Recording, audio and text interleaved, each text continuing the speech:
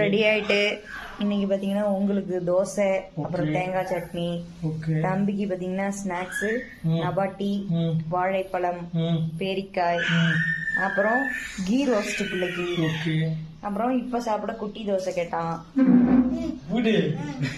அம்மா எவ்வளவு செஞ்சிருக்கு பாத்தியா? எவ்வளவு செஞ்சிருக்குல்ல? அம்மா தேங்க்யூ சொல்லு. வெல்கம்.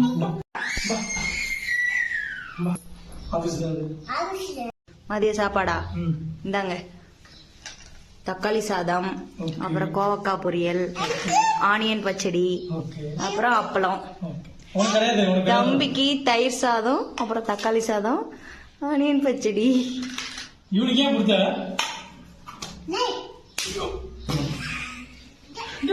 சரி விடுறி